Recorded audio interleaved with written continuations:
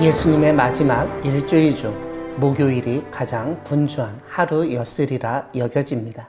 왜냐하면 유월절, 무교절에 함께 유월절을 보낼 장소를 찾도록 하시고 그 식사 중간에 제자들의 발을 씻기신 세족식을 행하시고 또한 우리가 성찬식이라고 부르는 최후의 만찬도 함께 하셨습니다. 또한 잡히시기 전에는 겟세마네 동산에 가셔서 땀이 피가 될 정도로 간절히 기도하시기도 하셨습니다. 오늘은 그러한 일정 중 베드로가 예수님을 부인할 것을 예고하신 본문을 중심으로 살펴보려 합니다. 마태복음에 의하면 예수님은 식사를 마치신 후 제자들과 함께 감람산으로 나아갑니다. 그때 예수님이 제자들에게 하신 말씀은 무엇이었습니까? 오늘 밤에 너희가 다 나를 버릴 것이다 라고 알리셨습니다. 그러시면서 스가랴 말씀을 인용하십니다. 목자를 치면 양떼가 흩어진다는 말씀입니다. 제자들은 예수님과 함께 유월절 식사를 하고 최후의 만찬을 즐기고 세족식도 하였습니다. 그래도 너무나 즐겁고 행복한 시간이었습니다. 우리 기독교식 용어로 하면 은혜로운 시간을 보냈던 것입니다. 그런데 그런 행복감도 잠시 예수님은 난데없이 제자들이 모두 버릴 것이라고 말씀하십니다. 화기애애한 분위기에 찬물을 끼얹는 말씀이 아닐 수 없습니다. 우리는 제자들이 정말 그렇게 행동하였다는 사실을 알고 있어 별 감흥이 없지만 당시 예수님의 제자들에게는 이 말씀이 너무나 큰 충격이었을 것입니다. 이러한 충격 속에서 제일 먼저 반응하고 앞서서 대꾸하는 사람이 있습니다. 바로 베드로입니다. 베드로는 무엇이라고 예수님에게 대답했나요? 우리 33절을 함께 읽어 보겠습니다. 베드로가 대답하여 이르되 모두 주를 버릴지라도 나는 결코 버리지 않겠나이다.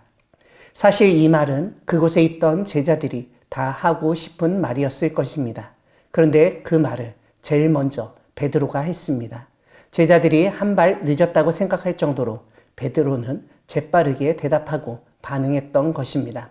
이러한 베드로의 대답, 반응은 우리가 살펴보았던 것처럼 누가 크냐 했던 다툼의 연장선이라고 이해할 수 있습니다. 베드로의 마음속에는 나는 저 11명의 다른 제자와 다르다는 특권의식, 우월의식이 있었던 것입니다. 그래서 모두 주님을 버릴지라도 나만큼은 절대로 결코 주님을 버리지 않을 것입니다. 라고 단언할 수 있었습니다.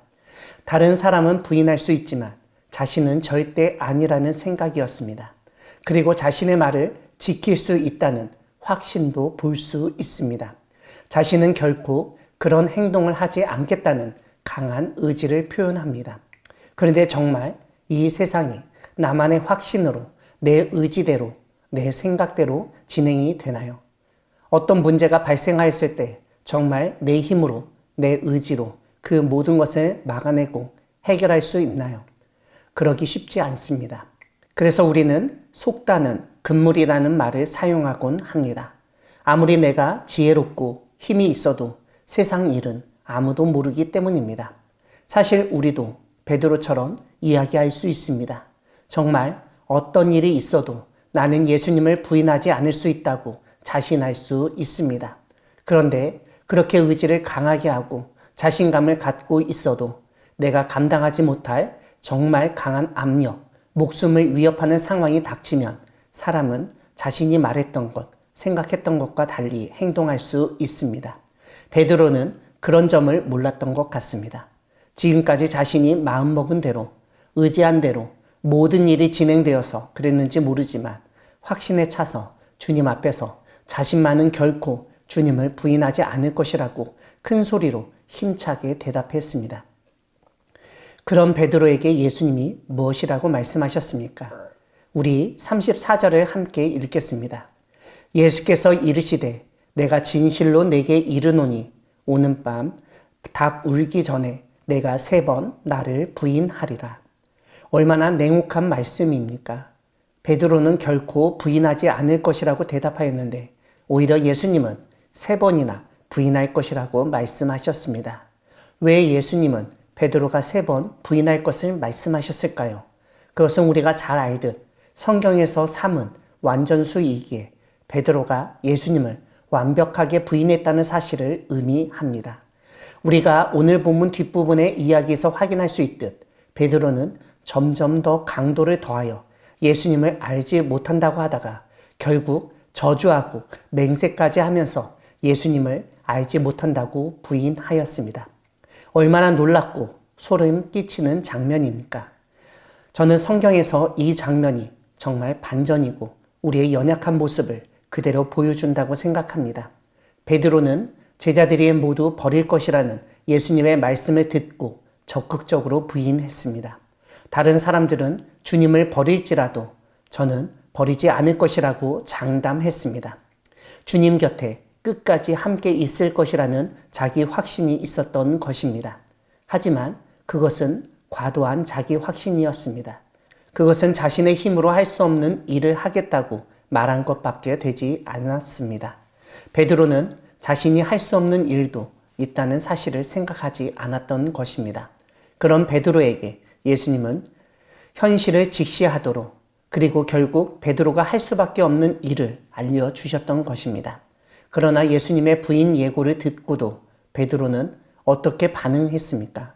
내가 주와 함께 죽을지언정 주를 부인하지 않겠습니다. 다시 한번 단호하게 말했습니다. 이런 점에서 베드로는 참으로 일관성 있는 사람입니다.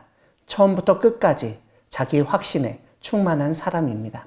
죽으면 죽었지 예수님을 부인하는 그런 파렴치하고 수치스러운 일은 하지 않겠다는 말입니다. 어찌 보면 의리의 사람인 것처럼 보입니다. 하지만 우리는 이미 잘 알고 있습니다. 그가 보잘것없는 한 여종 앞에서 예수님을 부인하였던 사실을 말입니다. 사랑하는 광야교회 성도 여러분, 하나님은 우리가 지나친 확신을 가지고 행동하는 것을 경고하시는 분이십니다. 세상 사람들 뿐만 아니라 하나님을 믿는 우리에게도 과신은 금물입니다.